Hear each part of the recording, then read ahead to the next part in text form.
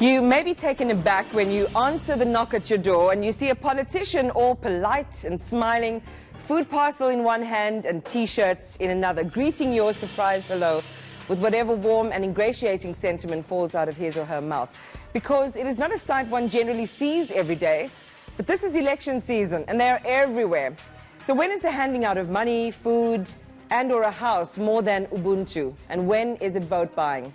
On Madam Speaker, we ask, what is fair electioneering? My cabinet, Terry Tselane, the Executive Chair of the Institute of Election Management Services in South Africa and former Vice Chairperson and Commissioner of the IEC.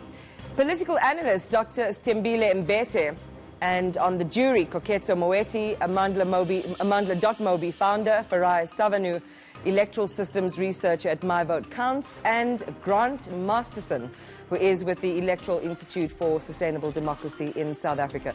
Thank you to all of my guests for all of your time. Really do appreciate that. Remember to tear up your speeches and throw them out the window. Let's keep things short and sharp and to the point. Stembile, nice to have you and nice to see you again. So the ANC's Ace Magashule, as we all saw in that video that went viral this weekend, giving a Philippine woman 400 Rand.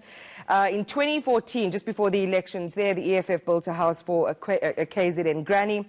And other parties give out food parcels during election season. My mother recalls one political party a few years ago dishing out biryani in her community. Is this genuine caring for the community, or is it influence?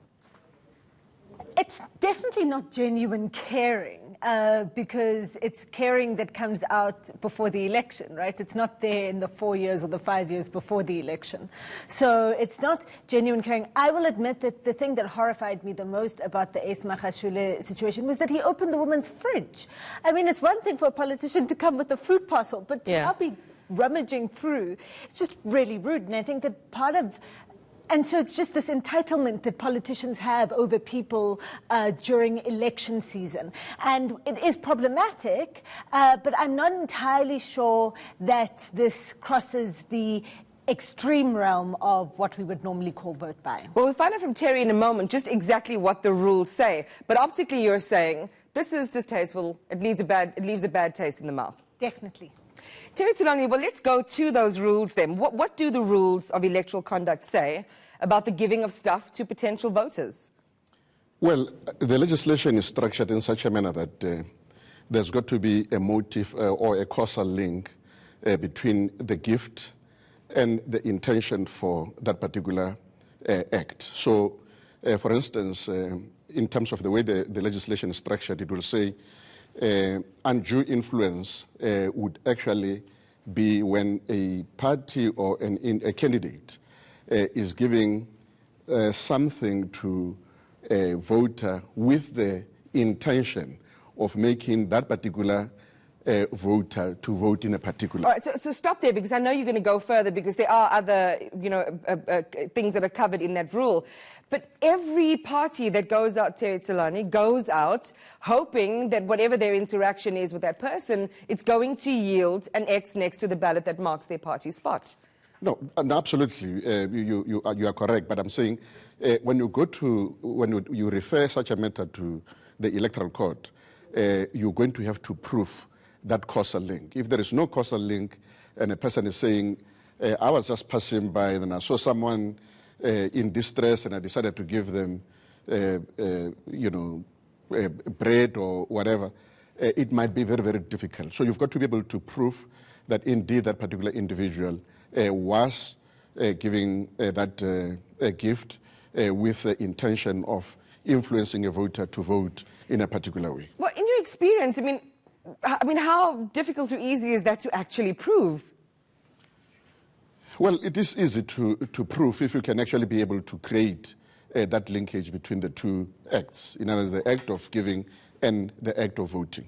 Because sometimes, I mean, a person will actually give you a gift and say, please remember on the 8th, vote for me or vote for a particular party. Yeah, but I mean, the vote is secret, so you're not going to know whether the person actually followed through. Yeah, no. How an individual is going to be voting, it's a separate matter altogether. Okay, all right. As long as you, as a candidate or a political party, have shown that you actually gave a voter a gift with the intention of making that voter vote for you. Stimbile. So I suppose here the difference then is the stated intention, right? So here's 400 bucks. Remember us on Wednesday, 8th of May. And so a lot of political parties get away with or get around the law, but by not stating it, right? When they were handing out biryani to your mother's community, or when they're handing out food parcels, no one's handing out the food parcels and saying, remember who gave you a food parcel on the 8th of May. They don't say that. They give it to you because, you know, we are your representatives, we care about you. And I think that a lot of the political parties skirt very carefully around the electoral laws to make sure that they aren't, you know, that there is no likelihood of their being found guilty. Yeah. I mean, for me, it sounds, Stimbile, a little bit nebulous, because if you're going on a campaign, your stated intention is, the reason I'm knocking on your door is to check up on you and remind you that this is, you know, X party, and this is what we have done for you, and this is what we hope to do for you in future. It's happening in that context. So the intention, in my mind anyway, Terry, is very clear. And based on that, then, it would preclude any political party in an official campaign mode from giving away anything, including a T-shirt. I think that's a trick, because acts such as those are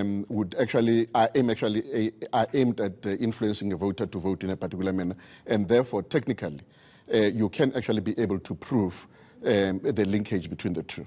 Have you ever prosecuted anything like this during your time at the IEC? Do you recall any other cases like this? No, we have never, even though, you know, the legislation in terms of the way it is actually structured, I think just before 2014 elections, we invoked Section 95 of the Electoral Act, where we establish a structure called an Office for Electoral Offences. Now, that particular office then refers the matters to the Electoral Court, and it is for the Electoral Court to be able to deal with... But to your knowledge, I mean, nothing like this has been successfully prosecuted, where there would be a fine or an actual deregistering from the voters' roll? No, it has never happened. Okay. Hold that thought for me. A lot for us to chew on. Next, my jury weighs in. You're watching Madam Speaker.